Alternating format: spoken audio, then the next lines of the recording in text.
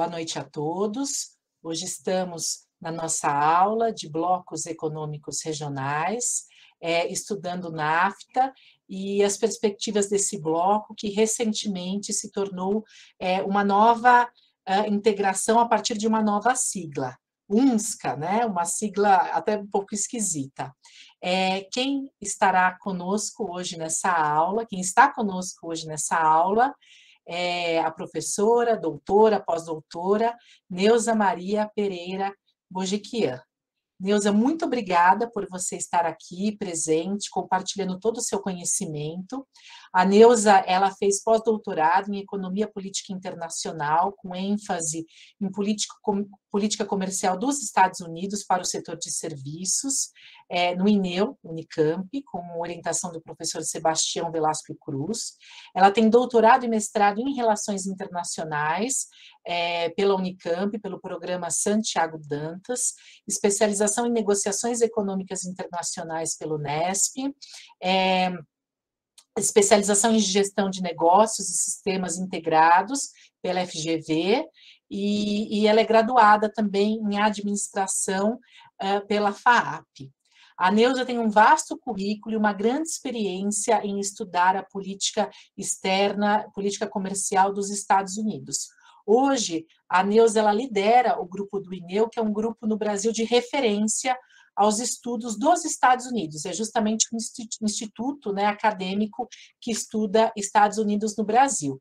Então, Neuza, sem mais delongas, quero lhe passar a palavra e agradecer mais uma vez a sua participação, a sua presença aqui no nosso curso. Você tem aí por volta de 1 hora para exposição, mas você fique à vontade para passar esse tempo, fique muito à vontade. Mais uma vez, muito obrigada.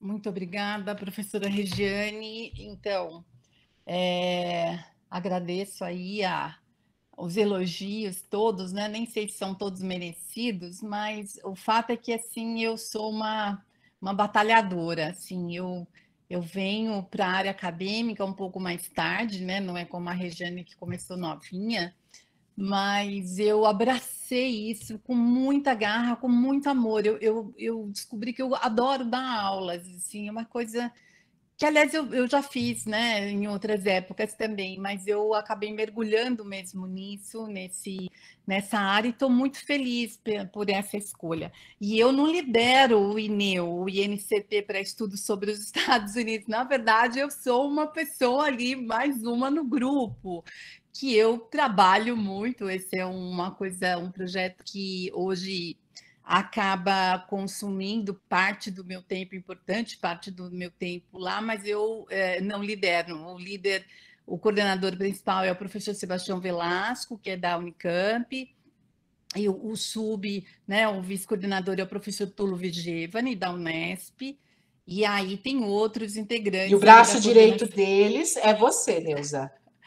Bom, eu estou ali, realmente eu sou a pessoa que faz tudo. A gente se encontrou no evento segunda-feira, né? Então a Regiane viu ali como é que é o meu dia a dia. Mas enfim, eu estou muito feliz, então vou começar aqui minha exposição. Então eu estou sem aqui o relógio, aliás, estou aqui, achei. Porque eu sou meio perdida no tempo e eu adoro falar, e pessoa que adora falar é um problema, né? Porque ela não tem muita noção Digo, mas eu vou indo, eu vou tocando.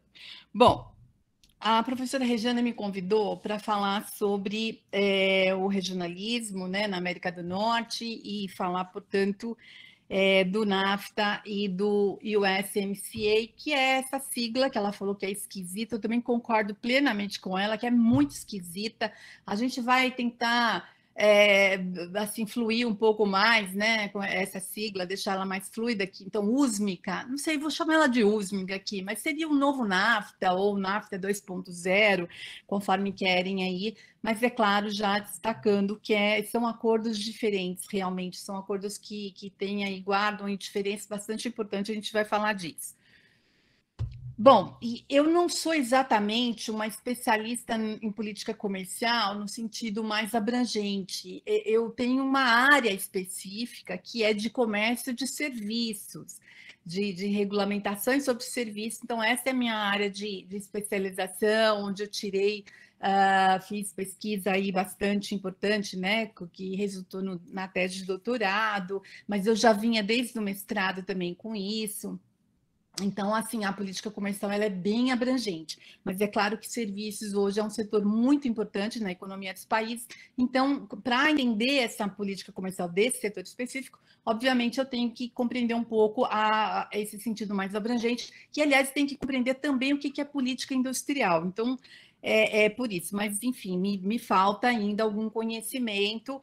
Obviamente, né, como na vida de todo mundo, eu sou uma aprendiz, eterna aprendiz, adoro dar aula porque eu aprendo com os alunos. Esse é o ponto principal e isso é muito verdadeiro, né? Não estou falando aqui só para trazer um elogio superficial, muito pelo contrário.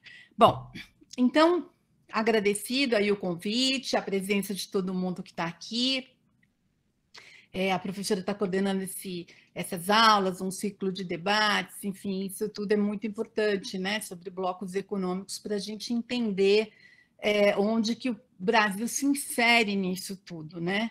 Então, isso é a importância. E agradeço também a Unifesp, é claro, que é uma instituição que eu tenho o maior carinho, que já fiz, já tive presente aqui em outros eventos, enfim, sempre venho com muita boa vontade mesmo para falar alguma coisa com vocês.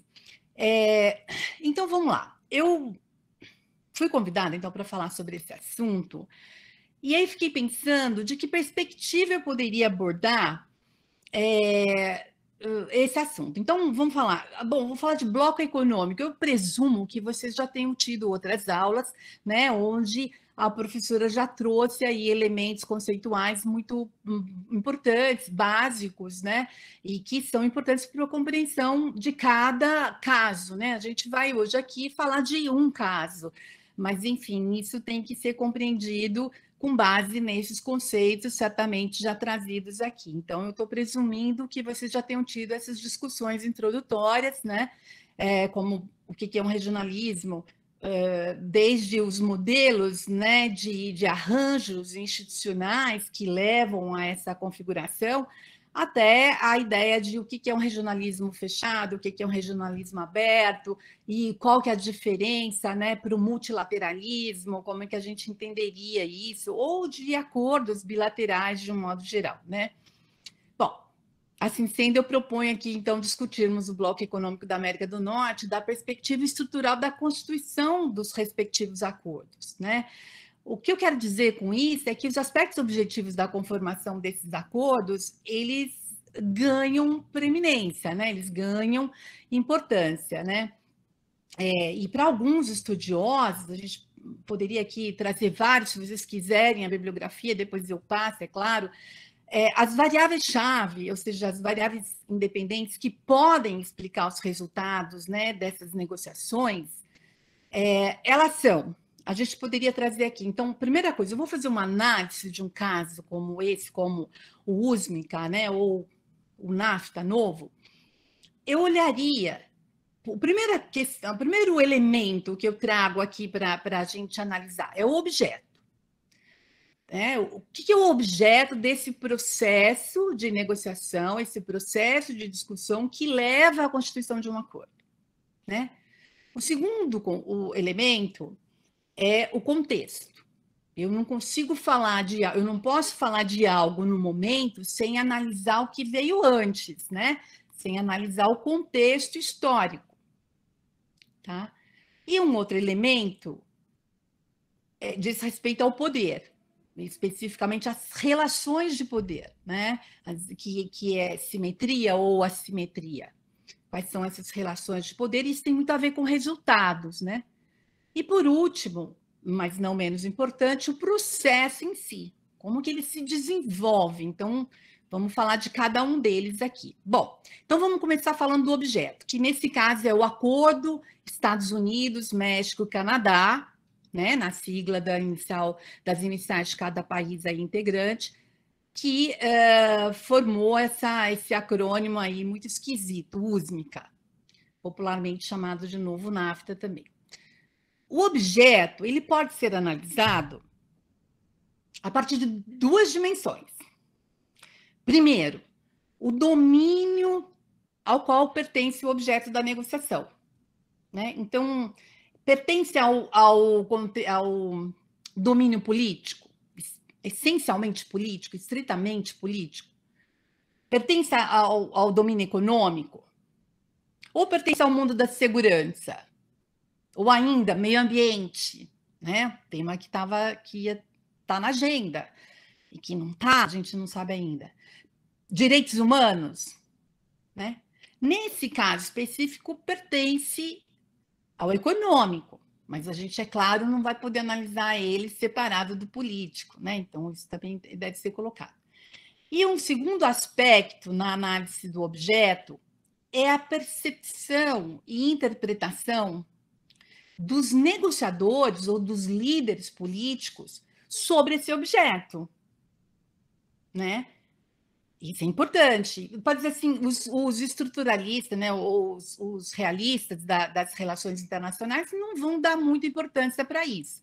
Percepção, interpretação dos negociadores sobre o objeto, mas isso faz muito sentido, sim. Eu acho que isso está dentro do institucionalismo histórico, isso eles dão uma base teórica para a gente falar isso. Então, essa é uma escolha que eu fiz, então vou analisar em que domínio pertence esse objeto, que a gente vai analisar aqui agora, e qual é a percepção e interpretação, ou seja, a importância e significado que os negociadores estão dando para isso, né? Então, no caso do USMCA, ele pertence ao plano econômico, mas ele também pertence ao plano político, porque não dá para separar o econômico do político se a gente levar em conta que um dos envolvidos é a maior potência no sistema de relações interestatais globais, é os Estados Unidos. Então, como é que a gente não vai falar de política, né? Como é que a gente não vai falar desse interesse? E quanto à percepção e interpretação dos negociadores sobre o USMCA, nós devemos pontuar o seguinte.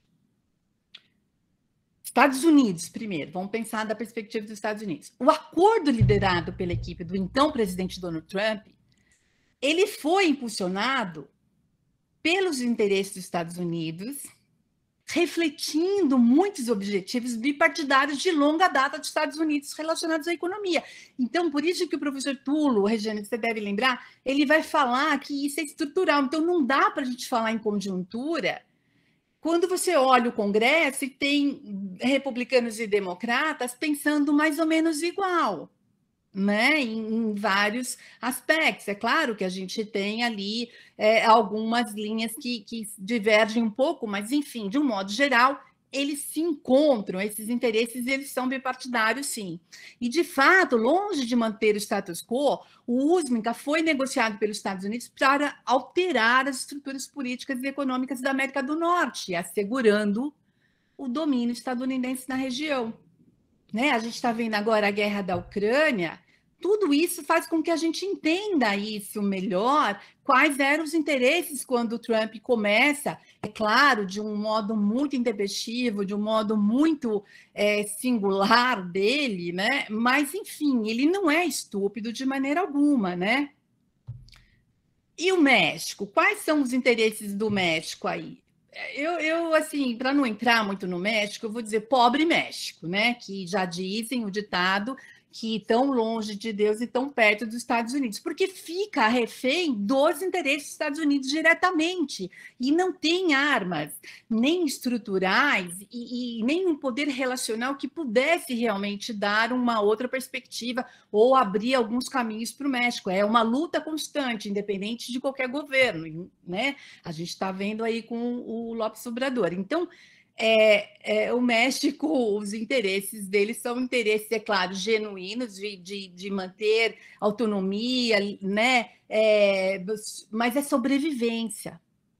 É sobrevivência, né? E Canadá, a gente precisa ter em conta o seguinte: os países geralmente querem preservar a sua capacidade de definir a política econômica interna e externa sem interferência externa. E o Canadá, embora com poderes econômicos e políticos maiores do que o México, precisa tentar administrar as complexidades da integração econômica. E também essa relação que ela tem, que o país tem com os Estados Unidos. Né? É o primo irmão, mas é um primo irmão meio feinho, sabe? Eles, inclusive os estadunidenses lá dentro, eles fazem piada com os canadenses, dizem que eles são caipiras, né? Então é uma coisa que a gente fica imaginando, né? O bullying que há, independente desse poder estrutural, é claro, do Canadá ser bem, tá numa posição bem mais vantajosa do que o México, né? Ou mesmo aqui do que os países da América do Sul, né? E, por último, sobre o objeto, nós devemos identificar a arquitetura do processo que resultou no USMICA, né? Então, existem basicamente 3 tipos de arquitetura relativa ao processo de constituição dos acordos, né? Uma estrutura bilateral, então, o acordo que seria feito bilateralmente, então, envolvendo 2 países. Uma outra estrutura seria, né, uma outra arquitetura bilateral multipartidária, com uma das 2 partes representando outra ou outras partes, como estados ou instituições. Então, exemplo, negociações de livre comércio entre a União Europeia e Mercosul. É uma arquitetura bilateral multipartidária. Né? A Regiane acompanha esse processo, então pode dizer para a gente depois algo sobre isso, né? E nesse caso vocês vão me dizer, é uma estrutura trilateral, no caso do USMICA, então, né? Estou dando aqui né, como é que eu estou pensando, então vocês vão falar, pronto, trilateral. De fato, são 3 partes. Sim, mas uma análise mais detida vai revelar que as negociações ocorreram, de que forma ocorreram? Predominantemente na forma bilateral primeiro. Ela tem um longo processo que foi costurado, foi constituído esse acordo de forma bilateral para depois deixar entrar o Canadá. A gente vai falar disso também mais para frente, então é só para pontuar isso. Então, a arquitetura é uma arquitetura trilateral ou multilateral, se a gente for colocar isso como regra, o que não é bilateral, o que não é bilateral multipartidário, é multilateral, né? Então, mas vamos considerar. Então, é uma arquitetura trilateral. E aí, então, uma vez feito isso, que é muito básico, né, nessa análise que eu estou propondo, a gente vai para o contexto. Então, o que a gente tem que analisar? O que eu quero dizer por contexto? Contexto, eu estou querendo dizer que refere-se à dimensão histórica e ao ambiente em que se insere esse processo negociador. Então, a gente está falando de avaliar as condições políticas, econômicas, sociais, culturais e outras, assim como avaliar os aspectos circunstanciais e conjunturais que possam impactar o processo de negociação e os resultados. Então, nesse caso, entender um acordo de livre comércio, como é o caso do USMICA, exige que se conheça as políticas industrial e comercial das partes envolvidas, ou seja, dos países, né? Então, eu teria que fazer uma análise. Eu não vou fazer aqui uma análise da política industrial e política comercial de cada um deles, porque não daria tempo. A gente teria que ter 3 aulas, pelo menos, né? Mas, enfim, a ideia é essa. Então, em termos de contexto, eu vou analisar o que são essas políticas, qual é a orientação de cada governo, ou qual é o eixo que guia, independente de governo, quer dizer, uma política de Estado, uma política de governo, e que políticas são essas, né, de cada uma delas. E também exige compreender os sistemas sociais e jurídicos, históricos, culturais e em evolução. Né? Então, assim, algo que já vem da cultura, mas que ela também muda, né? Que criaram, então, um contexto de um dado processo de negociação. Então, de onde vem vindo? O processo é ongoing, tudo é ongoing. Se a gente pensar, né, tudo isso já vem vindo de décadas e décadas, para não dizer, né, de um século para o outro. Então, considerando dessa forma, é inevitável retomar o processo que levou à constituição do NAFTA, antigo, o NAFTA pai, né? Em cima do qual o USMICA foi, então, renegociado, foi acordado. Então, vamos lá, vamos fazer esse exercício de contexto, de análise de contexto, para analisar o NAFTA antigo, o NAFTA original, o Acordo de Livre Comércio da América do Norte, que, por sua vez, foi negociado em um contexto em que havia um descontentamento dos governos dos Estados Unidos, tanto do Ronald Reagan e do George Bush, né, o pai, estou falando do George Bush pai, com os rumos que as negociações do GATT estavam tendo. Principalmente as negociações dos novos temas que eles chamam, serviços, propriedade intelectual, regras de investimentos, enfim, e outras regras novas que estavam surgindo nas negociações da rodada do Uruguai, que foram de 86, começaram bem antes, é claro, a pré-negociação foi em 81, 82, mas, enfim, elas foram mesmo para a mesa de negociação e foram formalizadas a partir de 86, e aí foram fechar o acordo em 93. Então, veja, então, havia esse descontentamento dos governos dos Estados Unidos. Eles não estavam gostando nada da resistência que estavam encontrando, que os negociadores norte-americanos estavam encontrando ali naquela mesa de negociação, ou seja, no âmbito multilateral. Um outro contexto, né, um outro elemento do contexto que vai revelar para a gente essas condições em que se deram, né, em que ocorreram as negociações do NAFTA, é que o governo mexicano acreditava que necessitava de um acordo comercial com os Estados Unidos, e só tinha que ser com os Estados Unidos. Ele estava, assim, ele foi levado a concluir isso.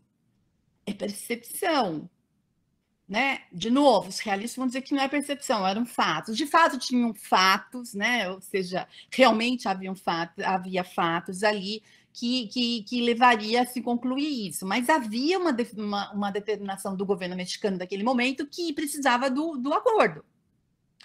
E o Canadá? O Canadá foi o seguinte: o Canadá tinha um acordo bilateral com os Estados Unidos, mas ele viu que os Estados Unidos estavam ali, México e Estados Unidos ali se mobilizando para fazer um acordo bilateral. Ele falou: ok, vai acontecer alguma coisa aqui que não vai ser bom para mim, então vou querer saber o que significa isso. Na verdade, o Canadá temia ficar isolado na região, né? Aqui nas Américas. Claro que a participação do Canadá acabou se tornando importante para os Estados Unidos, e era importante, mas o Canadá não sabia quanto que era importante isso. E o Canadá ajudou, de fato, a empoderar o acordo, que poderia funcionar como uma ameaça imediata ao multilateralismo, e dizer assim: multilateralistas aí, vocês não querem fazer concessão? Então veja que eu estou tendo uma alternativa aqui bastante realista e vou partir para ela, vou investir nela. E se vocês não quiserem fazer concessão para mim, né? Estou falando os negociadores americanos ali colocando essa pressão em cima dos multilateralistas, né? Inclusive Brasil, mas principalmente Brasil e Índia, né, entre os países que faziam resistência à entrada desses novos temas, ou seja, a mudança do acordo geral de tarifas, né, e comércio. Então, ele manda um recado, mas ele manda um recado não só para Brasil e Índia, ele manda um recado para a União Europeia, na época a Comunidade Europeia, que também resistia a muitas regras impostas pelos Estados Unidos, né, sugeridas, né, pelos Estados Unidos. E aí, assim, também havia a ideia de que os Estados Unidos, com o Canadá presente nesse acordo, poderia vender isso como uma construção de um regionalismo aberto rumo, mais tarde, ao multilateralismo, né? Essa ideia de building blocks e tal, que a gente depois podia conversar um pouquinho sobre isso, sobrar tempo. Tá? Mas o que é mais importante, no padrão preferido pelos Estados Unidos. Isso não é ideologia, não é viés de interpretação, isso é real. Se vocês pegarem os livros de história econômica sobre esses acordos comerciais, tem ali evidências de sobra sobre esses interesses que eram manifestos, não eram escondidos. Os Estados Unidos foram muito transparentes em relação a isso, né? Então, coloquei aí esse desenho assim dos fatores ali que não eram intervenientes, eram condicionadores mesmo, né, que levavam para esse tipo de negociação e a participação desses 3 países ao mesmo tempo. Tá, ok, vocês vão falar, tá bom, então conta para mim a historinha, né, de como que isso aconteceu de verdade, lá ainda no NAFTA, nós estamos falando do NAFTA, pai. Os Estados Unidos, ele se comportava como se ele fosse, vamos pensar assim, né, o pretendente de 2 outros, né? Ou seja, ele era o objeto de desejo dos outros 2 países, do México e do Canadá, por essas circunstâncias, né, que a gente falou. Aí, o então presidente mexicano na época era o Carlos Salinas de Gortari. Ele pegou o telefone e falou assim, ele tinha acabado de chegar da Europa, ele tinha ido fazer lá uma jornada política econômica à Europa, que terminou no Fórum Econômico Mundial em Davos, na Suíça, em 1990. Aí ele pegou o telefone e ligou para o George Bush, pai, e falou assim, eu gostaria de fazer um acordo de livre comércio com os Estados Unidos. Vão fazer? Vão embora? Olha isso. E por que ele fez isso? Né? Por que ele tem essa iniciativa? Porque ele não conseguiu vender, bem aí, entre aspas, o México para os europeus. A gente precisa lembrar que, naquele momento, o bloco soviético estava se desintegrando. 90, né? 1990. Vocês são novinhos, mas vocês já devem ter estudado aí, né? Na teoria das relações internacionais e na história, realmente, das relações internacionais. O bloco soviético estava se desintegrando, as oportunidades de investimento nas regiões central e leste da Europa pareciam boas para os investidores privados. E os governos europeus estavam interessados em atrair esses novos países para suas zonas de influência. A gente está vendo agora, né? O reflexo de muita coisa. Então, era esse momento. Quando o México chegou lá para querer vender, o México, olha, investidor, venha para cá que eu vou dar as garantias das reformas que eu estou fazendo lá no país.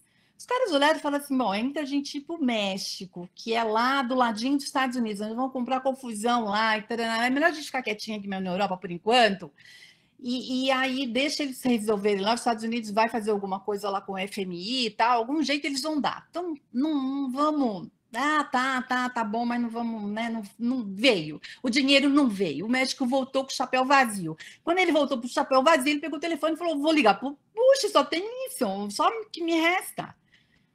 O Bush deve ter rido, assim, ou os assessores econômicos do Bush deve ter se contorcido e dito assim, a gente vai ver se quer, porque, olha, pensando bem, taraná. Gente, sabe, você já viu quando você quer comprar algo que você faz aquela coisa de, você quer muito vender, aí o outro sacou que você quer comprar, então ele vai fazer o quê com você? Ele vai falar assim, não sei se eu quero vender mais.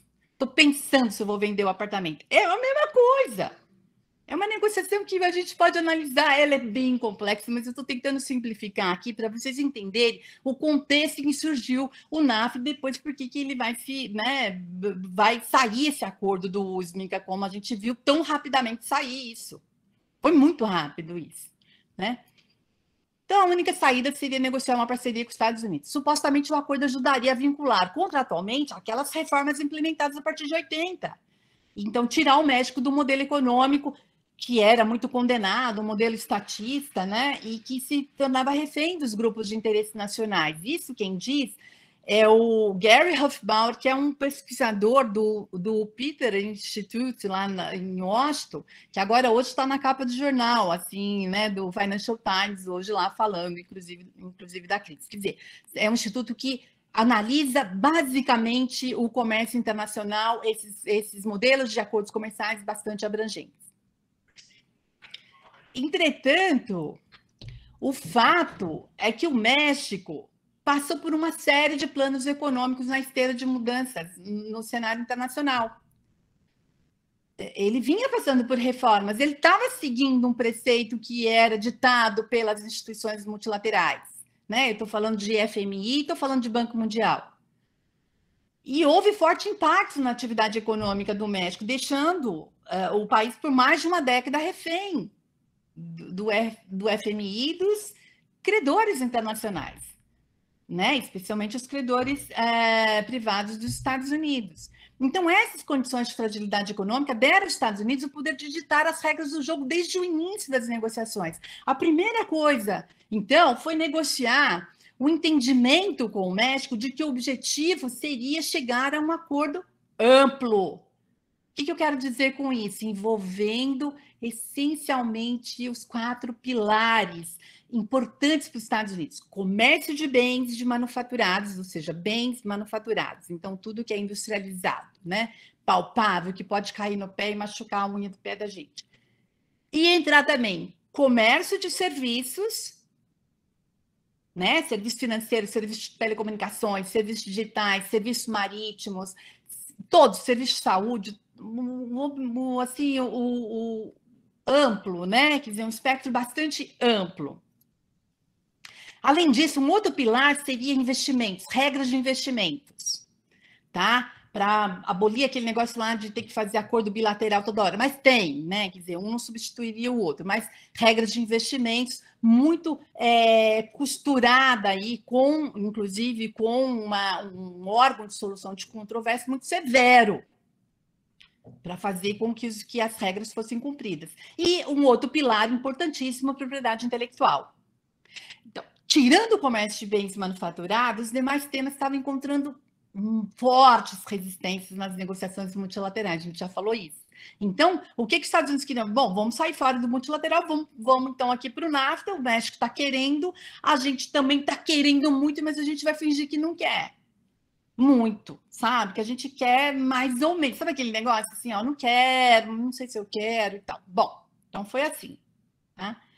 Os negociadores americanos deixaram claro aos interlocutores mexicanos que seria um acordo de livre comércio e não um regime de tratamento especial. O que tem? Esse tratamento especial, isso foi costurado lá atrás, na Constituição do GATT, então no pós-guerra, no pós-segunda guerra, em que alguns países que estavam em determinados níveis de desenvolvimento industrial, desenvolvimento econômico, eles receberiam tratamento especial. E isso vinha vigorando, né, desde sempre. Aliás, vigora até hoje. O Bolsonaro acabou de entregar a nossa condição de país que deveria, né, participar como beneficiário desse regime de tratamento especial. Ele entregou para o Trump a troco de nada, né? A troco de entrar na OCDE, que sabe Deus quando isso vai ser feito, né? Então, lá atrás, os americanos falaram assim, olha, México, mas não vai ter essa de tratamento especial aqui no NAFTA, não, tá?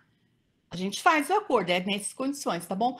Então, os Estados Unidos estariam sendo convidados a fazer, o México estaria sendo convidado a fazer as maiores concessões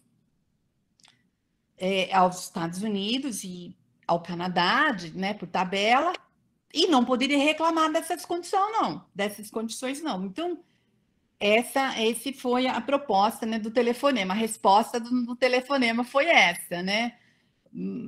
Hoje acho que muitos devem dizer maldito telefonema, né? Porque se soubesse que a China chegaria no México e ofereceria tanto dinheiro, né?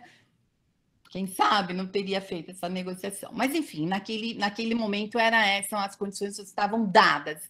E o México as interpretava também de uma forma muito desfavorável a eles, né?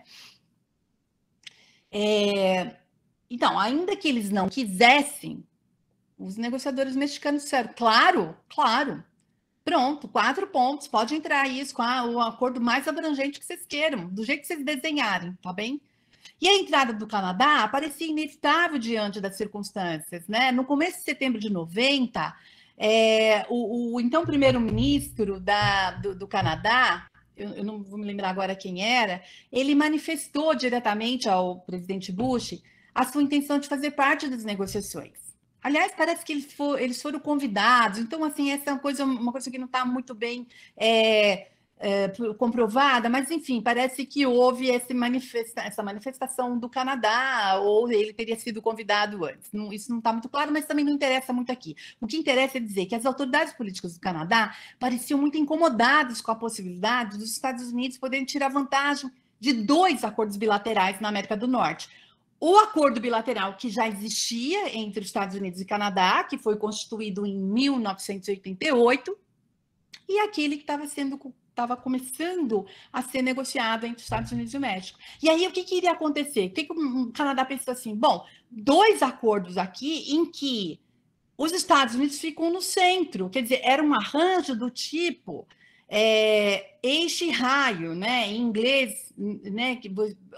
Vocês que falam inglês, né? Essa molecada toda já nasce falando inglês, tem esse lado bom, né? Pelo menos entende bastante, né? Estou dizendo assim, não falo fluente, mas entende bem mais do que eu quando eu falava hi bye só, entendeu? E também não mudou muito, não. Hoje em dia eu ainda continuo num nível ainda que não me dá essa fluência toda para brigar com o outro lado das negociações. Mas, enfim, do tipo hub and spoke, né? Ou seja, eixo e raio, em que o país eixo ele possui acesso preferencial aos mercados dos países raio.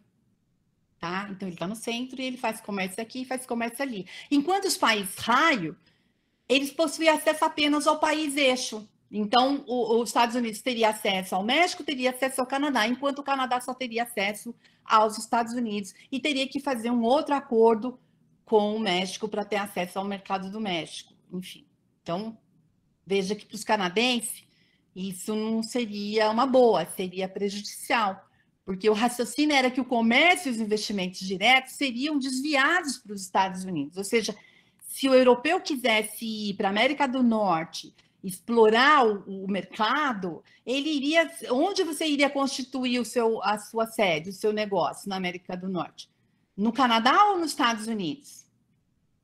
Nos Estados Unidos. Por quê? Porque ele teria acesso ao mercado do México e teria acesso ao mercado do Canadá. Né? Então o México falou assim: eu vou perder nessa história. Né? E outra preocupação dos canadenses era que os Estados Unidos continuassem expandindo o acordo com a adesão de outros países da América Latina, deixando o Canadá de fora, né? Então, assim, se fosse aquela ideia do regionalismo aberto, né? Que vamos fazer acordo. Agora entra quem? Vão entrar os países da América Central. Agora vamos fazer um acordo com a Colômbia. Agora vamos fazer um acordo com, quem sabe, lá na América do Sul, né? Com o Mercosul. Não deu com o Mercosul, então vamos fazer bilateral com cada país do Mercosul. Então, o Canadá ficaria de fora. Né? E outra, falava-se que, olha, com o acordo do México, o México vai aumentar o seu poder de compra, vai virar um país aí importante no comércio internacional e tal. Então, o México falou assim, o Canadá falou assim, poxa, eu vou perder essa oportunidade?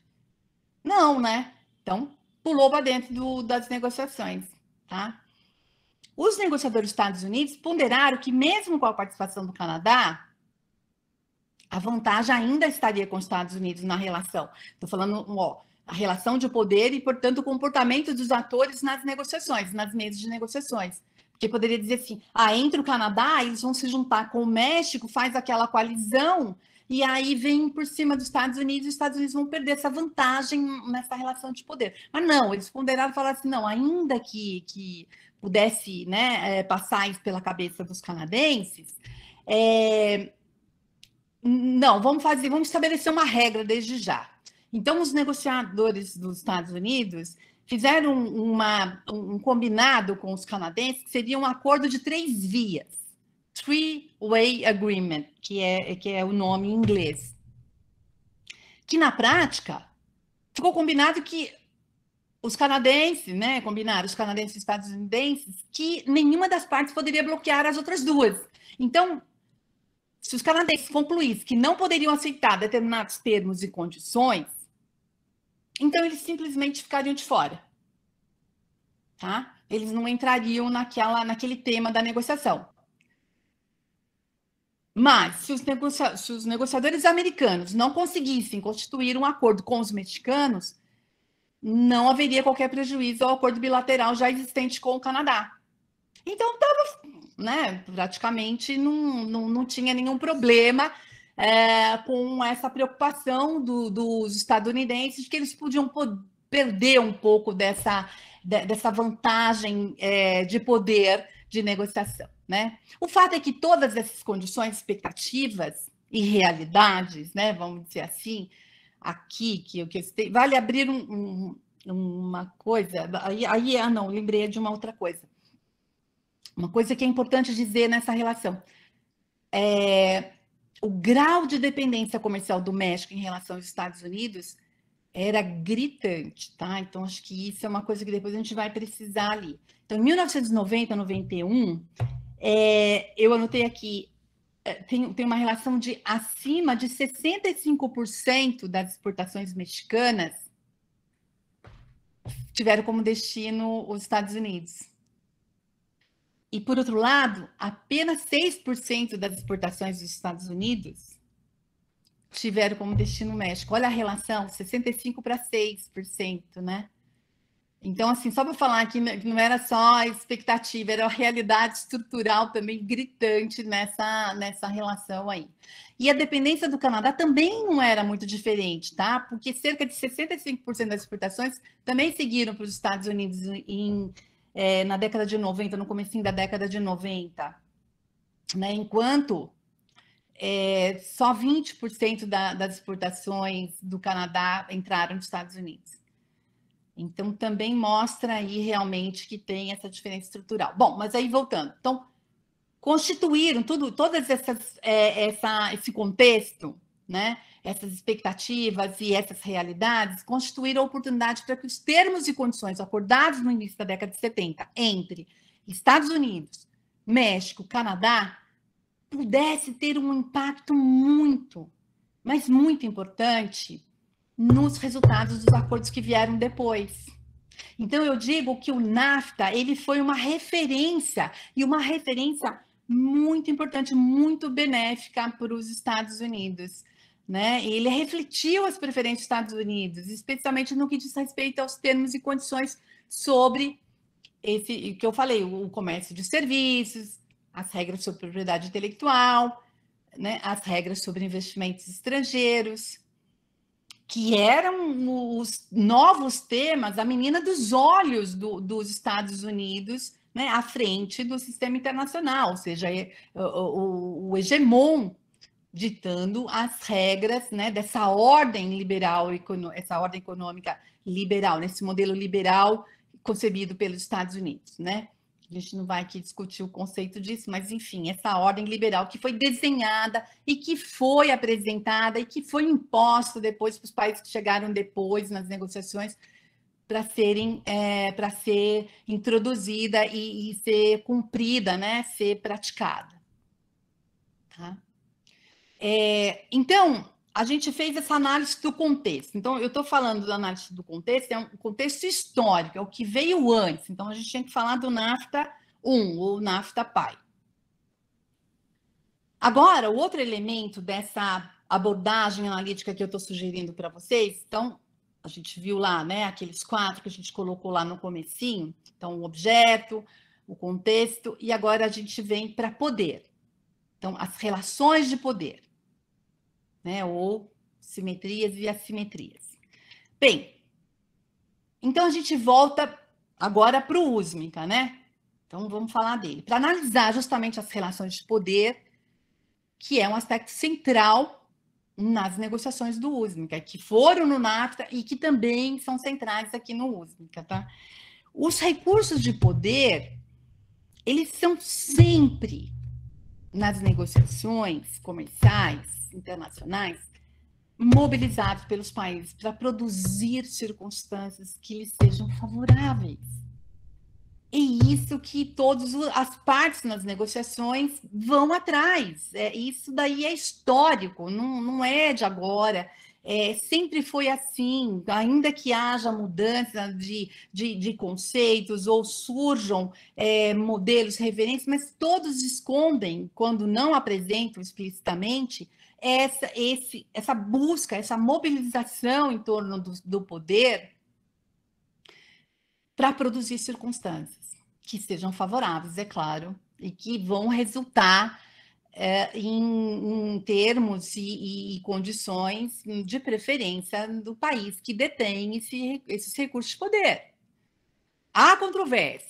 Depois a gente pode também brincar um pouquinho com isso aqui, de discutir, trazer um debate, né? Isso não é ponto pacífico. alguns autores vão dizer, não, uma relação de poder que é assimétrica, ela não necessariamente leva a um resultado assimétrico. Peraí, não, vamos analisar friamente. Então, a gente vai notar que, na maioria dos casos, sim, isso acontece. Se não acontece, é algo que, no futuro, pode ser que as vantagens vão estar asseguradas para esse ator que tem o maior poder nessa relação, tá? E sobre recursos de poder, vale destacar que, dentre os recursos disponíveis e imobilizados, estão os valores atribuídos pelas partes das alternativas ao acordo negociado. Isso é um conceito de negociação que é assim, olha, você vai comprar, vamos pensar numa coisa mais simples para a gente entender depois a coisa que é mais complexa. Você vai comprar um carro. E aí você quer... Agora, hoje, carro não é mais tão atrativo, é que eu sou meio antiga, né? Mas então, tá bom. Então, vamos analisar a compra de uma bike, né? Uma bicicleta que os jovens estão aí. Eu acho incrível isso, né? De pedalar pela cidade toda, inclusive São Paulo, com todo o perigo que ainda tem. Mas, enfim, você vai comprar uma bike. Aí tem um cara lá que tá querendo vender aquela bike super, aquela magrelinha linda, que tal, tem um monte de recurso, que às vezes até pedala para você, né? Você não tem que ficar botando tanto esforço assim, você vai aparecer toda paramentada de roupa de ginástica, parecendo que você é aquela pessoa super, né, que faz exercício físico todo dia e tal, e você tá lá, muito a fim de comprar aquela bike. E aí tem uma outra que está assim, em umas condições que não são exatamente esse último tipo, mas as condições são muito boas.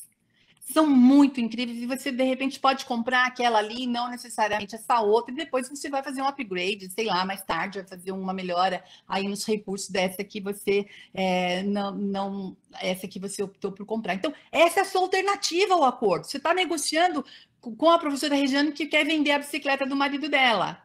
Sem ele saber, né, Regiane? Aí, assim, como é que você vai fazer? Você quer muito comprar essa bicicleta, mas a sua alternativa é comprar do seu vizinho. E não a dela, que é nova, tudo bem, mas ela está impondo um valor ou condições de pagamento ali muito rígidas, enfim, e ainda quer ficar com a bicicleta por um tempo, só depois que ela se mudar, que ela vai entregar a bicicleta, quer dizer, todas as condições que ela está colocando não são boas para você, e o teu vizinho vai vendendo umas condições melhores. Então, a sua alternativa ao acordo com a professora Regiane é bem melhor, né?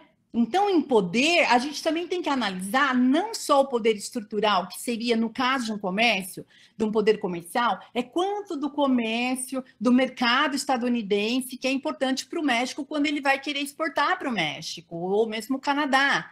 Mas é olhar também quais as alternativas que se tem em mãos. O México, a gente falou, não tinha nenhuma alternativa lá atrás no NAFTA. Ele foi pedir para fazer acordos na Europa e não conseguiu. Né? O Canadá, nessas condições que estavam se estruturando as negociações bilaterais ali dos Estados Unidos com o México, também não poderia ficar de fora. Ele avaliou e falou assim: não, eu tenho que entrar, não posso ficar de fora, eu vou perder. É melhor eu entrar, ganhar pouquinho, mas do que perder, do que ficar de fora, entendeu? Então, quando a gente vai analisar a relação de poder, não é só o poder estrutural, não é só o poder econômico, é também, e claro, né, nessa ideia de poder relacional, um país em relação ao outro, porque se não tem nenhuma relação ali direta, a gente não vai ficar medindo isso, mas nessa relação de negociação. Mas não é só isso, é a perspectiva, é a interpretação do quanto que aquele objeto que você está namorando é importante para você. Você chega e fala assim para o cara, o dono do apartamento que você vai lá comprar, a casinha que você vai comprar. Olha, vem cá, olha, eu tô apaixonada por essa casa. Eu tô apaixonada. Bom, o cara, dono da casinha, já falou, agora ela tá no papo. Tudo que eu pedi, ela vai fazer. Agora, se você. Então, qual é a estratégia? Chegar lá e ficar detonando a casa e falar: ai, olha, essa casa aqui tem mofo, já vi tudo, já despertou minha alergia aqui, já comecei a espirrar e tal. Então, aí o cara já fica assim: opa, não sei não. Ah, eu já vi uma casa, olha, que é bem melhor, bate um sol. Não é bem tudo aquilo que eu quero, mas nesse aspecto ela está ganhando de você. Então, você vai colocando ali, deixando o outro pensando que a sua alternativa é boa. E aí tem várias táticas e estratégias para melhorar essa alternativa. Mas, enfim, esse é o ponto, tá? Que a gente tem que analisar nesse sentido. Então, para esse caso em especial, né, existe essa relação. E agora, no USMCA? Quer dizer, qual era essa relação de poder, né? Ou quais as avaliações quanto à atratividade das alternativas que restariam, né, para o México e para o Canadá, caso abandonasse a negociação ali e não quisessem fazer a renegociação do NAFTA, né? Então, o valor adicional do Canadá, e aí a gente também tem que colocar, a gente não precisa nem discutir aqui qual é o valor dos Estados Unidos, ou seja, a relação de poder aí, a assimetria de poder que tem dos Estados Unidos. É sempre, né, o gigante, né, pensando naquele livro que o Marcelo escreveu e o professor Tulo, né, os gigantes e os anões, na ALCA, né, que assim, era uma diferença brutal. Então, os Estados Unidos sempre quando entram numa negociação, é uma diferença brutal em termos de poder, né, dessa relação de poder. Agora, o NAFTA poderia ter ponderado o seguinte, ó, os Estados Unidos precisam de mim nessa negociação. Por quê? Porque ela o Canadá vem trazer, assim como trouxe lá no NAFTA, um peso importante para esse novo canal ou esse novo arranjo, né, comercial, esse novo arranjo econômico que foi constituído. O Canadá deu um peso muito importante para os Estados Unidos, ele veio a somar para os Estados Unidos esse resultado como uma referência para ser usado depois no acordo que eles fizeram com os países latino-americanos, mas também com os países asiáticos, né, como foi o caso do acordo com a Coreia do Sul. Então, o Canadá levou isso em conta, mas isso não aparece tanto na literatura, não aparece tanto nos registros históricos, né, agora, que estão se fazendo a respeito dessa negociação, tá? Eu estou fazendo essa análise, eu acho que, assim, em termos de poder, precisa analisar o quanto que isso, porque os Estados Unidos valorizou isso, e embora o Trump tenha assediado muito o Canadá, tenha tentado humilhar muito o Canadá, ele, se o Canadá resistisse, foi o que o Trudeau fez nos últimos momentos, o Trudeau bateu o pé ali e falou assim, não, peraí, esse negócio não é bem assim, não, vocês precisam da gente também, tá? Então, acho que isso tem que ser colocado. E também existe uma interdependência muito grande do Canadá em relação a alguns estados dos Estados Unidos, né? Ou seja, algumas unidades ali estatais dos Estados Unidos, então tem uma relação muito próxima, né? Com Seattle, por exemplo. Então, existe uma relação ali bastante grande de interdependência econômica. Então, também isso mostra o poder do Canadá, tá? E do quanto que os Estados Unidos teria que avaliar isso, e na mesma hora que o Trump estava puxando muito, sendo muito agressivo nessas negociações, ele também acho que tinha algum retorno, né? Ele fazia algum recuo justamente para não deixar o Canadá sair fora de vez, né? Então, por essa lógica, a substância e a forma adotada no NAFTA anterior, eles condicionaram em boa medida os termos e condições do USMCA, tá? O que mais que eu acho que valeria colocar aqui? Mostra que os negociadores estadunidenses, eles calcularam e atribuíram importante peso, então, do Canadá no acordo, pensando por essa lógica. E é uma lógica que eu estou te falando, não existe ainda trabalhos que trazem, né, bastante, que dê para a gente um respaldo teórico, mas, enfim, é algo que a gente precisa analisar, né? E o NAFTA, lá atrás, ele seria um arranjo que iria refletir, reproduzir e magnificar os padrões, né, de distribuição de poder de modo muito favorável à economia e à política dos Estados Unidos. Então, por que não seria agora com o USMCA, né? Então, eu acho que nesse sentido que tem que colocar essa relação de poder. Então, a assimetria, ela vai diminuindo um pouco entre Estados Unidos e Canadá, né? E é claro que os Estados Unidos sabe que a partir da Constituição do NAFTA lá atrás, muitas estratégias de política comercial foram definidas de modo a preservar esse arranjo. Portanto, uma mudança na configuração não seria algo assim trivial, não seria algo superficial.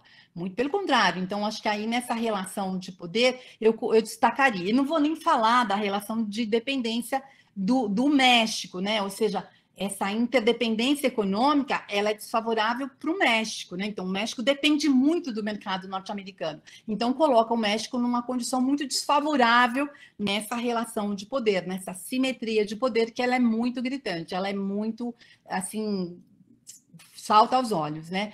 Então, eu acho que é esses aspectos que eu traria. E aí, Regiane, como é que eu estou de tempo? Excelente a aula.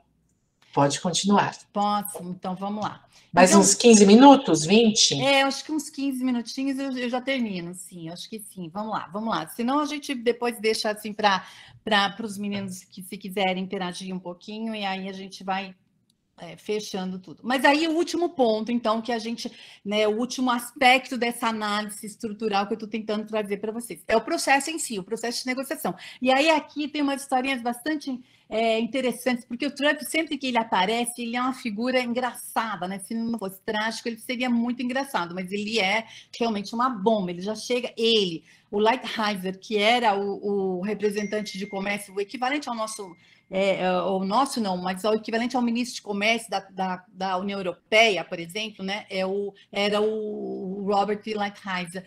E eles já chegam nas negociações soltando bombas, né, assim, jogando bomba, tirando todo mundo, contra todo mundo. Então é uma coisa assim que é risível, mas assim, é risível porque a gente fica nervoso mesmo de ver aquilo, mas enfim. Então, sobre a análise do processo de constituição do acordo, a gente pode tomar assim, a ideia da superestrutura abrangente de negociação.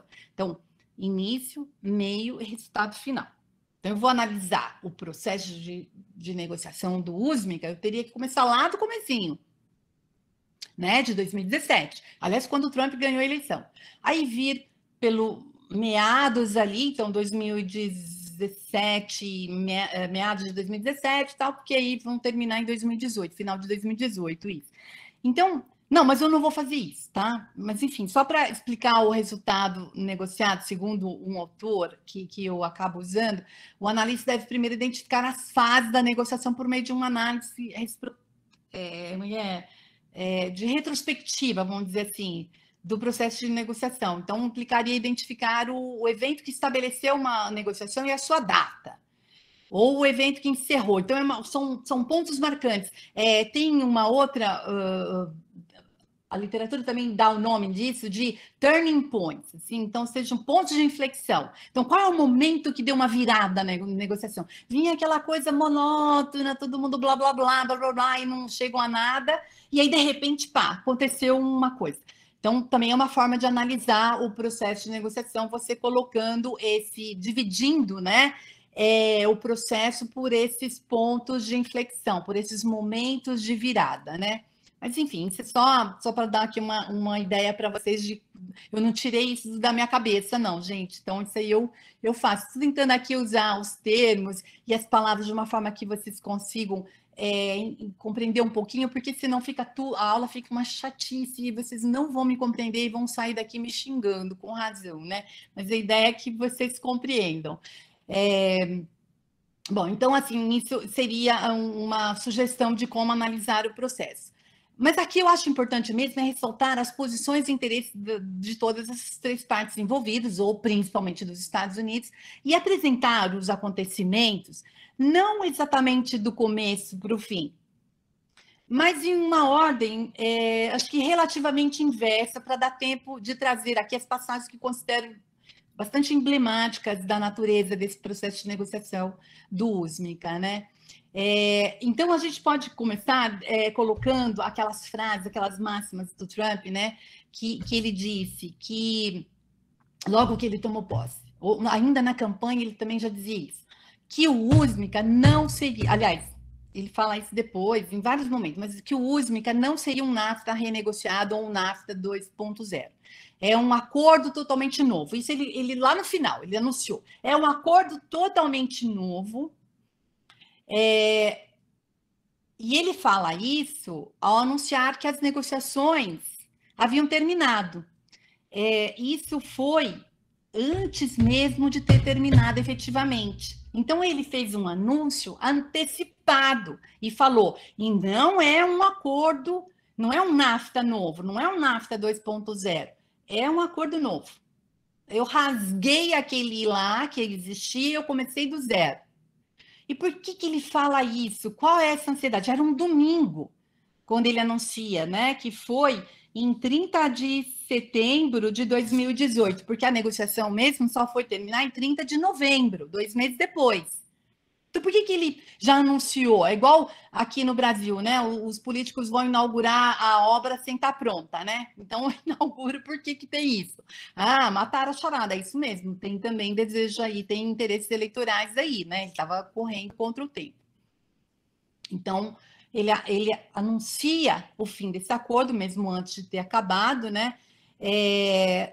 Que o acordo acabou, não sei se vocês acompanhavam isso, mas a professora Regiane vai lembrar, que foi na cúpula do G20 na Argentina, né, em Buenos Aires, que eles assinaram o acordo, né?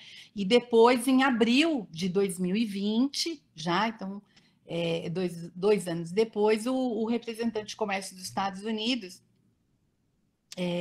Robert Lighthizer, ele notificou os congressos do Canadá e do México de que todos os requisitos para poder implementar o acordo haviam sido cumpridos. O Canadá já tinha feito isso um pouco antes, umas semanas antes, e o México fez na sequência, assim, sei lá, 2, 3 dias depois, então foi bem rápido. Os Estados Unidos demorou um pouco mais. Bom, para quem estava com muita pressa, foi o último a fazer isso. E a gente entende que isso, mesmo assim, foi muito rápido diante do que poderia se esperar, né, de um acordo dessa complexidade, né? E aí, depois de aprovado e ratificado pelos 3 países, o acordo entrou em vigor a partir de 1º de julho de 2020. Né? E se eu fui confirmar essas datas, hoje peguei até aquele artigo da Karina e do Flávio que está lá no OPEU. Bom, a pressa que anunciar o acordo revela o interesse do presidente em mostrar os resultados, de imprimir a marca dele, a começar pelo nome do novo acordo, né? Como a professora Regiane logo no início colocou, o USMCA, né? O SMCA, né? Parece banda de, né? O MCA, né? Parece que já sai dançando, né? Alguma coisa, sei lá o que. Isso é uma coisa muito estranha. Eu com esse nome não dá certo comigo. Eu sempre erro. Agora, presta atenção numa coisa. Nessa sigla tem as iniciais dos Estados Unidos. Aparece em primeiro lugar. E por que aparece em primeiro? Ah, mas não seria o normal? Sim, aparece sempre que os Estados Unidos sempre se porta, né, como o determinante nesses acordos. Mas nesse caso em específico, a gente pode analisar da seguinte perspectiva: a ideia do America First, defendida pelo Trump. Então, America First e US vem na frente, não é por acaso. Não é por acaso, né? Nesse caso específico, né? E aí, como eu vou falar, se der tempo dá para falar aqui, a abordagem dos negociadores sob o comando de Trump, eles mostram que os interesses nacionais foram colocados acima de qualquer iniciativa de cooperação com seus parceiros. Não teve cooperação nessa negociação. Absolutamente nenhuma, tá? A gente deve lembrar que quando Trump chegou à presidência dos Estados Unidos, ele disse que colocaria um fim no processo de aprovação do TPP, né? Aquela parceria transpacífica, né? E renegociaria o NAFTA, que ele chamou de o pior acordo comercial da história do país. É uma coisa assim, bastante que eu acho que assim, bastante revelador disso, né? Ele precisava imprimir essa marca, então não é por acaso realmente a escolha do nome, viu, Regiane? Então, só para a gente registrar aqui. E ele foi construído basicamente sobre o trabalho de revisão de regras que já haviam sido estabelecidas lá atrás, na década de 90, e que funcionaram como referência para os novos acordos que vieram ao longo dos anos 2000. E realmente precisava de uma renovação da perspectiva dos Estados Unidos. Estou falando nesse sentido, tá? E aí, para fazer essa renovação, esse ajuste, essa troca de regras, né? Atualizar as regras, né? De acordo com a realidade, ou as novas preferências e interesses dos Estados Unidos, né? Você pode dizer assim, tá, mas por que então não foi aprovado o TPP? Por que ele tira os Estados Unidos do TPP e, ao mesmo tempo, vem fazer um novo NAFTA? Aí eu jogo a pergunta para, eventualmente, algum de vocês. Tá, e você acha que seria fácil ele negociar, os Estados Unidos negociarem essas preferências e fazerem predominar essas preferências na Ásia, onde tinha a participação do Japão, da Austrália? Ou seria mais fácil negociar, e outros países mais, né? Quer dizer, era um acordo enorme esse TPP, ou negociar essas preferências aqui no quintal dele, com 2 parceiros que ele já conhecia? É isso. Por isso que eu falo, ele não é tão intempestivo assim, ele faz cálculo, né? Então, a impulsividade, a agressividade, essa tendência errática de Trump, não quer dizer que ele seja estúpido, de modo algum. Na verdade, ele procurou iniciar o processo de recuperação da relevância dos Estados Unidos na arena econômica internacional através da revisão do regionalismo realmente na América do Norte. Ele começou por ali, redesenhando as políticas para responder às necessidades econômicas que surgem nos Estados Unidos num contexto de competição, né, de um competidor muito forte, um páreo que até então não tinha aparecido, que é a China. Esse é o ponto, né? Então, de fato, o governo Trump não poderia deixar escapar o NAFTA, que é um instrumento de poder que permite ao país estabelecer a agenda, afirmar o papel de legislador dominante das regras da globalização do século XXI, ou da desglobalização, né, que também tem essa. Agora a gente tem que falar, né, de acordo com a realidade. Mas, enfim, ele queria colocar essas regras, né, do século XXI. E ali era sem contestação efetiva, essa é a realidade também. E aí, a partir dali, seguir replicando esse modelo, né, como já teria servido o NAFTA, né? Teria desempenhado esse papel. E o governo Trump mostrou que ele estava disposto a trazer de volta o poder político em nível nacional de forma barulhenta, como eu falei, chegando, estourando bomba, carregando na tinta lá da canetinha dele, que ele falava, essa caneta não vai descansar nenhum minuto, né? Questionando a legitimidade das instituições internacionais o tempo todo, né? Desacreditando essas instituições. Mas notem, sem questionar os processos regionais. Na verdade, ele não questiona isso. Ele questiona o multilateralismo e tal, mas ele não vai questionar os processos regionais, né? E a orientação de política comercial de desglobalização dos assuntos internacionais vem, na verdade, com um reposicionamento regional para competir em melhores condições e assegurar a melhor posição possível na economia de mercado, né, que se diz global, mas enfim, é uma economia de mercado internacional, né? E aí, as abordagens táticas adotadas pelos Estados Unidos, vamos ver se eu consigo falar. A gente nota, isso é bastante importante, porque assim, se é uma negociação de natureza predominantemente competitiva, ou seja, competitiva no sentido de que o outro ele vem e impõe, ele não trata a contraparte, ele não trata o interlocutor como um ator de igual, pelo menos em princípio, se o outro país tem o poder de dizer não, tem o poder de veto, ele fala, não vou assinar isso, não assino, e o meu Congresso não vai aprovar e eu não vou ratificar. Então, supostamente, no começo do jogo, no zero de jogo, é simétrico essa relação.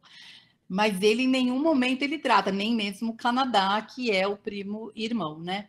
Então, quais são as táticas do governo Trump nessa negociação predominantemente competitiva que foi o USMCA? Ultimato.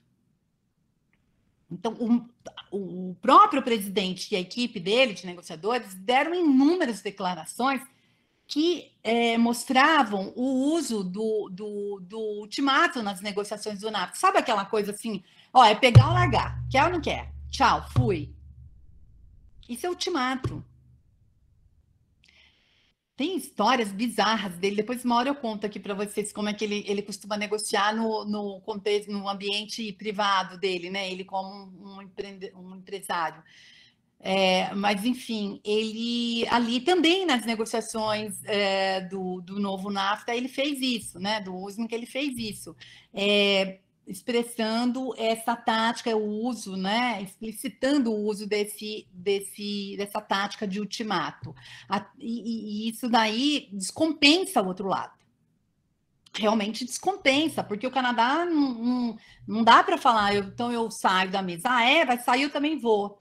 Não dá para ser assim, você não consegue, porque aí depois você pode, né, contribuir para esse negócio que acaba sendo uma loucura, é isso que eu estou dizendo.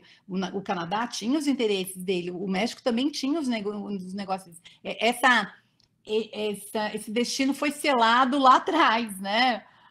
Não dá, agora já foi lá atrás, então vão diminuir o risco, mas não dá para zerar, né, o risco. E uma outra tática também que a gente pode notar nessas negociações é a estratégia do dividir, a tática do dividir para reinar, né?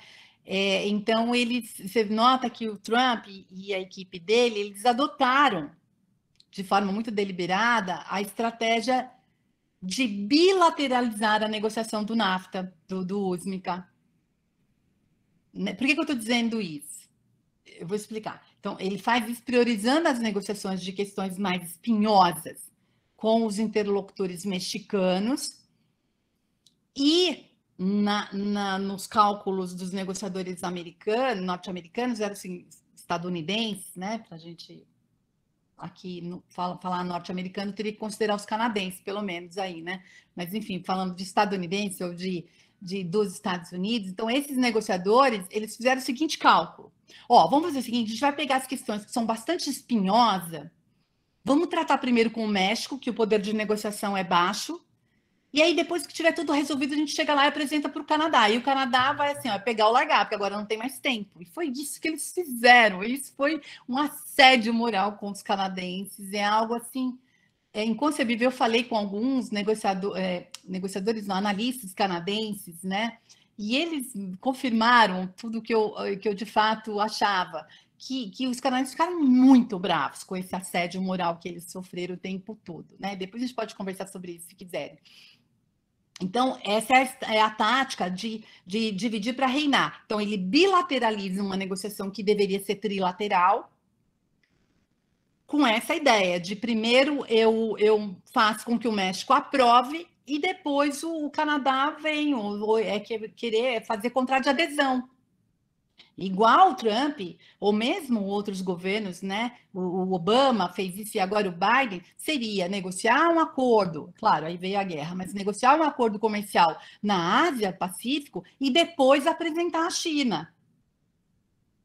Que aí a China faria um contrato de adesão, mas ele não poderia ser ali um negociador efetivo, né? Vocês entenderam? Então, essa é a ideia. Então, tática do ultimato, a tática do dividir para reinar, tá? E por que eles fizeram isso? Por que eles usaram essas táticas, né? Uma hipótese é que os negociadores dos Estados Unidos, eles apostaram nesse pressuposto de que tanto o México quanto o Canadá estariam sem alternativas realistas ao acordo. E do cálculo dos negociadores dos Estados Unidos, esses dois parceiros, eles nutririam um desejo enorme de manter boas relações com os Estados Unidos. É claro, isso, né, é verdade, mas será que em que condições? Em qualquer condições? Mas, enfim, esse era o cálculo que eles faziam, né? Então, que o México estaria sem alternativas, México e Canadá não tinham alternativas, não dava para pular fora do NAFTA, seria pior sem o NAFTA, né? E pior sem um NAFTA novo do que do que sair fora e reconstruir aí relações comerciais do zero com outros países, né? E que a importância que era dada ao desejo de manter essas boas relações com os Estados Unidos também seriam extremamente grande, né?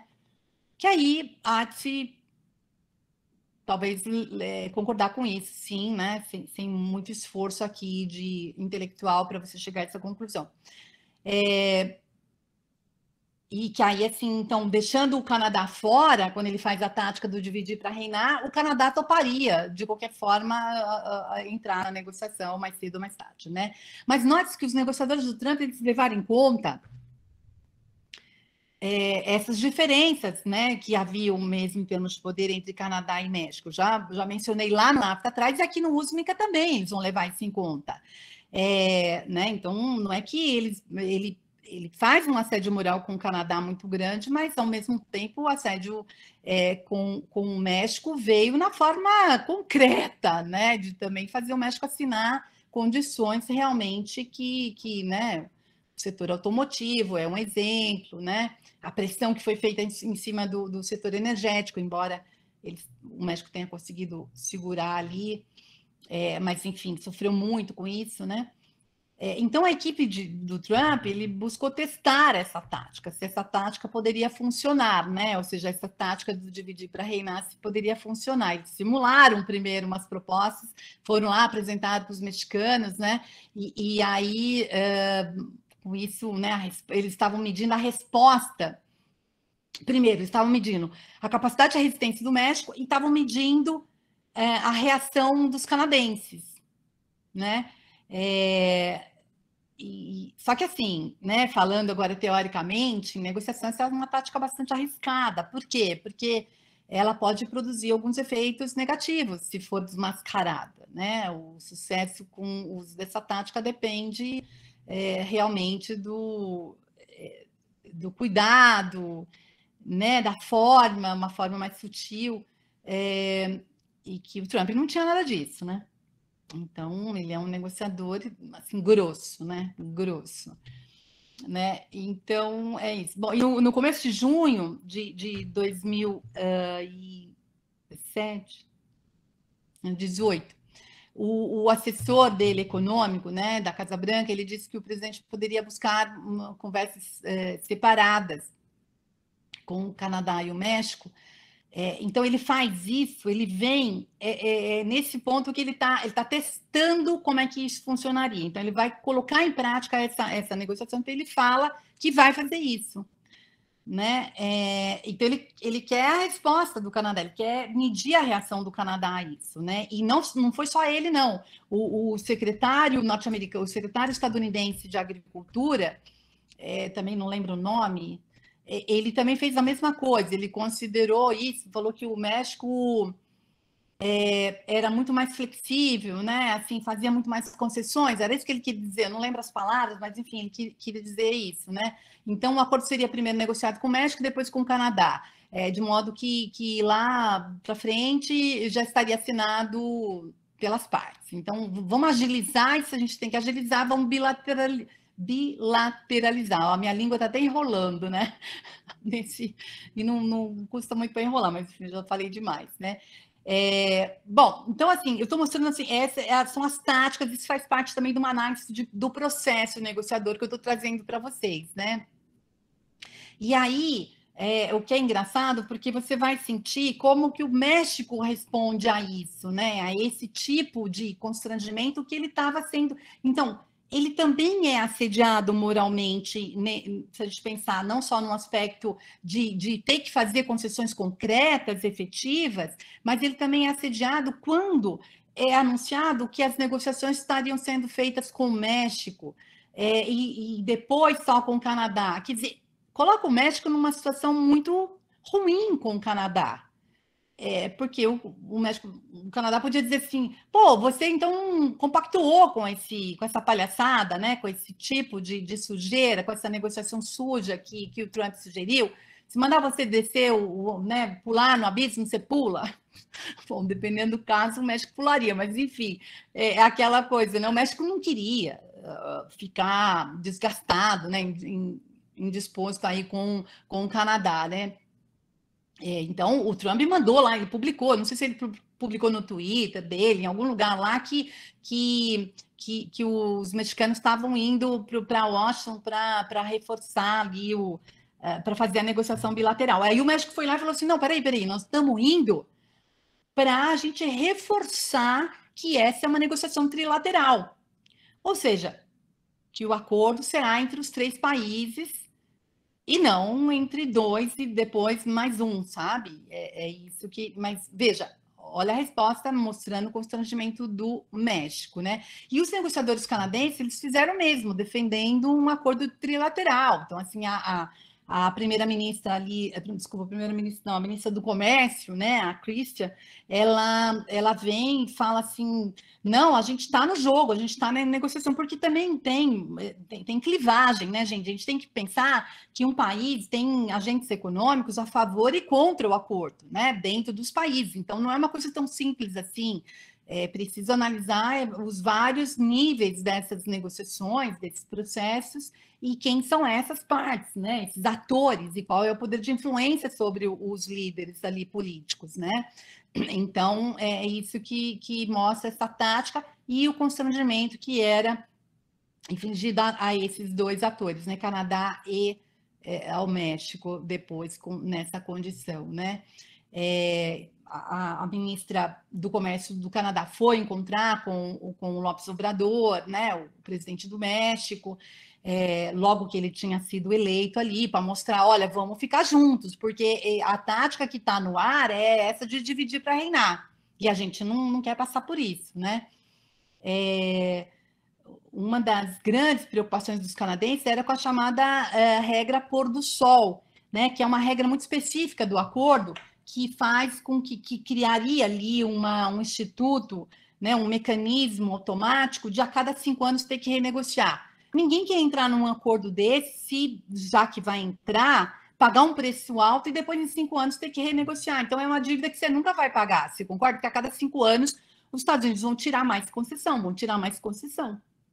Né? Então, eu acho que é isso que o Canadá não queria, ele queria uma coisa com maior previsibilidade, né? E isso a ministra passa para o presidente mexicano leva essa reivindicação, né? Essa demanda para os Estados Unidos e, de fato, consegue ali assegurar que essa negociação, que não tivesse esse mecanismo aí, esse dispositivo automático de fazer a renegociação a cada 5 anos, né? Tem um jogo de palavras ali, mas, enfim, concretamente ali parece que houve, sim, uma concessão dos Estados Unidos ao Canadá, já que não queria isso. Mas o Trump tinha que mostrar que ele que ganhou, que ele mostra, né? Nesse jogo de palavras, ele mostra que ele realmente conseguiu tudo. Ele conseguiu, tem uma tremenda vitória para eles, né? Mas, enfim, não conseguiu tudo, né? E aí, nas semanas que vieram depois, ainda que contra a vontade dos negociadores canadenses ali, as sessões bilaterais de negociação continuariam ocorrendo entre as 2 delegações. Então, assim, o assédio se prolongou, né?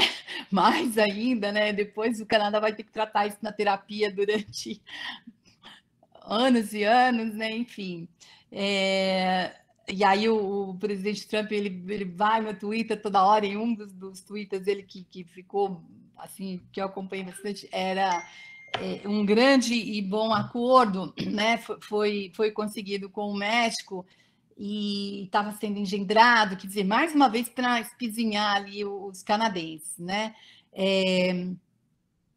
O Trump tensiona o ambiente de negociação, ele tensionou essa, né, negociação do USMCA, né, e ele deixa os parceiros em situações realmente de saia justa, né, e aí com esse negócio que ele estava lá no Twitter, né, todo afiado, então era cada torpedo um atrás do outro, né, e as autoridades mexicanas tinham que se manter, então, na vigília, fazendo com que as autoridades ali mexicanas contemporizasse os anúncios do Trump, né, as falas do Trump. E aí eu me lembro que teve uma vez que uma das autoridades, não sei se foi o primeiro-ministro mexicano, que vem e fala, o ministro da Economia mexicano, vem e fala que nada está acertado até que tudo esteja acertado, ou seja, recorrendo a um acordo aí conhecido das negociações comerciais internacionais. E isso para acalmar realmente o Canadá e não ficar sofrendo depois retaliações, né, de tabela por tabela, né? Então, acho que isso são os pontos que eu acho que, assim, que eu me lembro aqui agora, né? Então, de trazer essas táticas, né, que ficaram muito explícitas, e esse comportamento, né, que sofreram tanto os mexicanos como os canadenses, né, e até que ponto eles conseguiram se segurar. Uma outra coisa que eu acho que aí vale a pena, aí eu já vou fechando, depois a gente pode falar dos resultados, mas os resultados vocês conseguem isso na internet, então acho que eu não acrescento, não vou trazer, vocês nem vão ficar aqui anotando quais foram esses resultados, mas depois a gente pode até conversar, se realmente quiserem. Mas uma outra tática que ele usa é que ele usa o tempo como uma alavanca de pressão contra o Canadá, né? Então, ele faz essas negociações bilaterais, né, fazendo com que o Canadá entrasse por último e tendo que se inteirar a toque de caixa de tudo que tinha sido negociado e pressionando para que as negociações teriam que terminar em 31 de agosto de 2018. Quer dizer, muito pouco tempo para o Canadá, que tinha perdido várias interações bilaterais, várias reuniões, né, que tinha havido ali entre Estados Unidos e México, e aí tem que se inteirar de tudo isso e fechar um acordo em 31 de agosto, que era o que o Trump tinha estabelecido lá. Então, o que ele quer fazer com isso? Com essa alavanca de pressão do tempo, ele faz com que o Canadá conceda mais. Tá bom, eu aceito, vai, tá, vamos fechar logo, né? Senão esse negócio não vai dar tempo de cumprir todo o protocolo, né? Os prazos, tem um prazo de 90 dias que são exigidos para apreciação e aprovação de qualquer acordo comercial no Congresso dos Estados Unidos, né? Então, isso tudo o Trump tenta fazer com que o Canadá sofra isso, né? E isso vai até certo ponto, pega, né? Porque a ministra do Comércio canadense ela parece influenciada por agentes econômicos que eram a favor do acordo, qualquer acordo, né? E falavam muito em incerteza de que os investimentos iam minguar no Canadá, e que, enfim, ela parece que vai responder a essa pressão que tem interna, essa pressão que vem do Trump, mas é uma pressão interna também que ela sofre, né? Mas aí acontece uma coisa que é muito interessante nesse jogo de poder, é que a pergunta que se faz é, a pressão do tempo, ela impõe custo, tá? A passagem do tempo, ela coloca realmente, a passagem do tempo tem um custo, mas para quem é esse custo? Então, a passagem do tempo torna-se um problema para quem exatamente? Porque quando o Justin Trudeau, que é o primeiro-ministro canadense, ele parou e começou a raciocinar, ele falou assim, peraí, a possibilidade de chegar a um acordo nesse prazo muito pequeno, muito apertado, não pode ser a custa de qualquer acordo. Que qualquer acordo que é esse? Nenhum acordo NAFTA é melhor, ou um novo NAFTA é melhor do que um mau acordo. Essas foram as palavras dele. Né? E isso é uma frase muito dita nas negociações, né? É uma expressão muito usada pelos negociadores para dizer que não estão comprometidos com um acordo qualquer, o acordo em si, mas com um acordo que atenda os interesses realmente, né? E os cuidados da delegação ali de negociadores canadenses, ela envolve, então, buscar um apoio entre os próprios grupos de interesses americanos. Então, eles partem por uma ofensiva buscando o apoio dessas relações que eles têm. Então, qual é o primeiro ator que eles vão buscar apoio dentro dos Estados Unidos? Já que os Estados Unidos estavam fazendo pressão e usando agentes econômicos canadenses para atuar contra os interesses do governo canadense.